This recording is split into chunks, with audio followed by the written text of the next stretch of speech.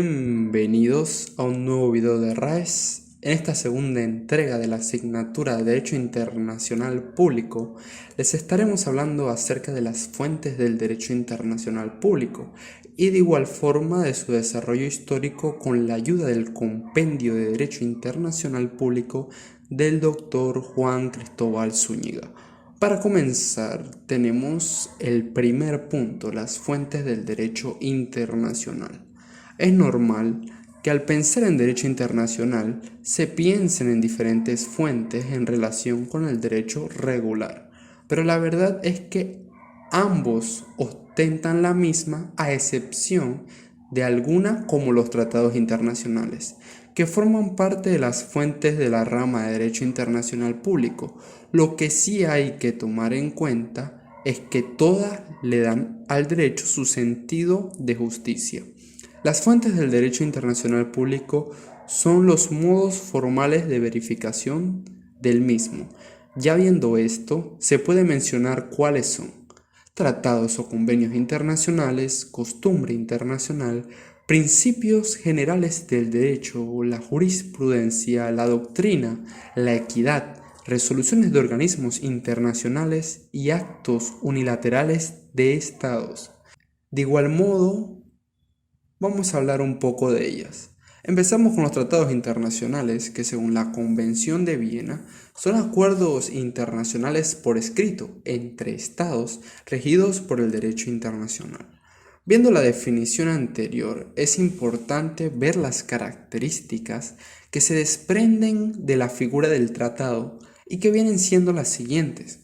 Son acuerdos de voluntad, son efectuados por sujetos del derecho internacional, además de que sus consecuencias tienen efectos jurídicos. Al tomar esto en cuenta, estamos de acuerdo en que el contenido del tratado se basará en los principios de cooperación internacional y actos de buena fe. Antes de salir de la temática de los tratados, es importante conversar de la Convención de Viena de 1969, basado en el derecho de los tratados, aunque su entrada en vigencia fue en 1980. Es indispensable tocar este tema porque así como los tratados son fuente para el derecho internacional público, esta convención es fuente para los tratados. Siguiendo esta línea, es primordial preguntarse: ¿por qué esta convención es tan importante? Es bastante simple contestar esta pregunta, ya que la convención proclama los lineamientos fundamentales en cuanto a materia de tratados entre estados. Ahora la pregunta sería: ¿y esos lineamientos cuáles son? Es algo complicado de mencionar solo algunos, ya que en su mayoría son de gran relevancia en materia de tratados internacionales. Pero podemos hacer mención de la irretroactividad de la Convención, el poder de los estados de firmar tratados. La firma es señal de consentimiento por parte de un estado. Además, señala la normativa para establecer reservas, normativas para la nulidad, suspensión y violaciones de tratado. Por otro lado, es importante aclarar que la Convención de Viena de 1969 únicamente establecía tratados entre estados, pero no establecía los tratados entre organizaciones internacionales y de ellas con los estados. Sin embargo, en 1986 se celebra otra convención en Viena, en donde sí se establecen los tratados con organismos internacionales. La segunda fuente es la costumbre internacional, entendida como conductas de la comunidad internacional a través del tiempo. Viendo esto, es posible afirmar que esta fuente es la más antigua. Una tercera fuente la constituyen los llamados principios generales del derecho internacional, aquellos fundamentos aceptados por la comunidad internacional. Algunos de ellos son la legítima defensa individual o colectiva en caso de agresión, la reparación de daño causado injustamente, el abuso del derecho, la cosa juzgada, la expropiación mediante previa y adecuada indemnización.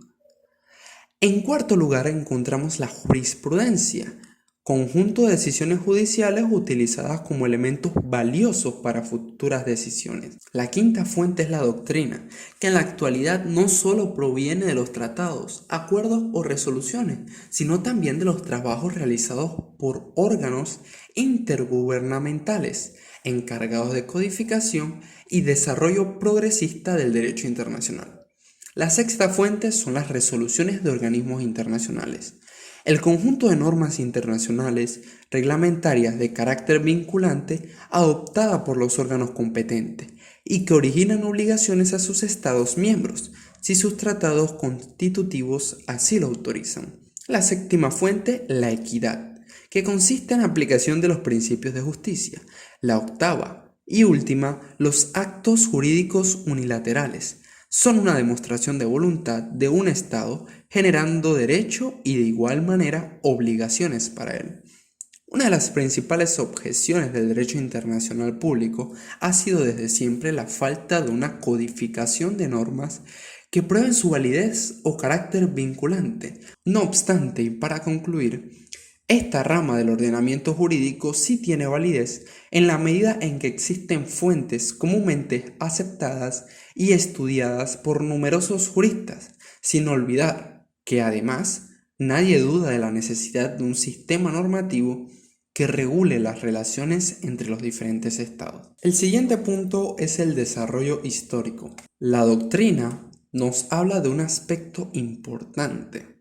Este es la anarquía y su origen, debido a que con la desaparición de esta surge lo que le da vida al derecho internacional y esto es el Estado. La Iglesia ha tenido mucha influencia en este desarrollo, transformando la conciencia de los hombres.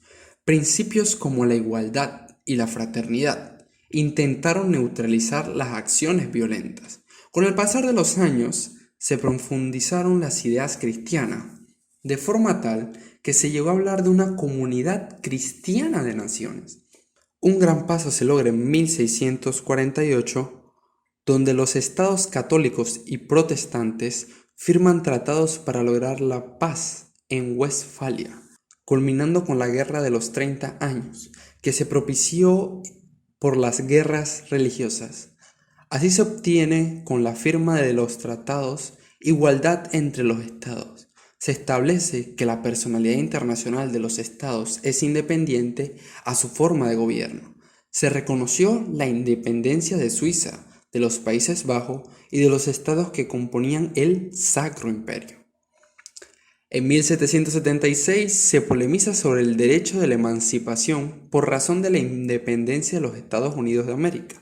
Y en el año de 1789 se caracteriza por el desarrollo del principio de la soberanía popular con la Revolución Francesa.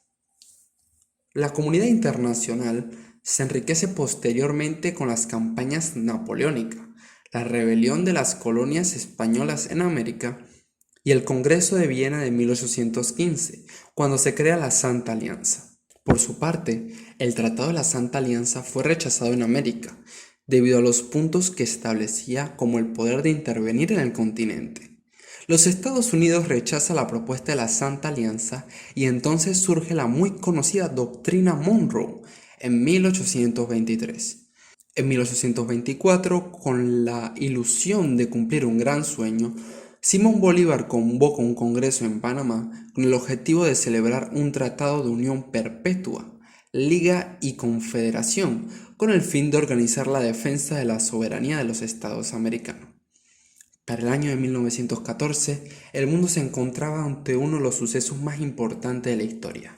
Hablamos de la Primera Guerra Mundial, donde el mundo quedó dividido en dos bandos. El primer bando compuesto por Alemania, Austria, Hungría, Bulgaria y Turquía. Por el otro bando estaba Inglaterra, Francia, Bélgica, Rusia, Italia, Japón y Estados Unidos.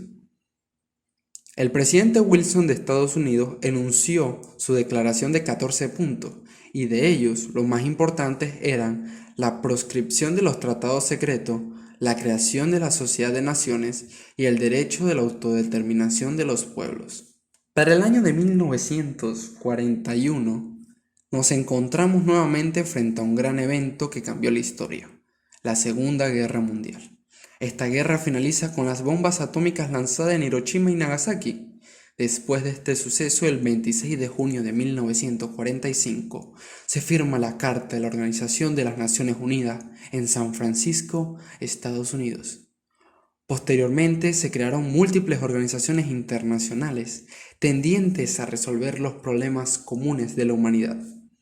Desde la Segunda Guerra Mundial hasta el presente, se han desarrollado más de un centenar de conflictos armados internacionales, lo que ha motivado a los estados a promover el desarrollo del derecho internacional humanitario y el control de armamentos. El desarrollo de la carrera espacial promovió el derecho del espacio ultraterrestre. Se desarrolló el derecho aéreo, se codificó el derecho del mar, se han acordado tratados para la proscripción de armas nucleares, se codificó sobre el derecho de los tratados en 1969 y sobre el derecho diplomático y consular en 1961 y 1963 respectivamente.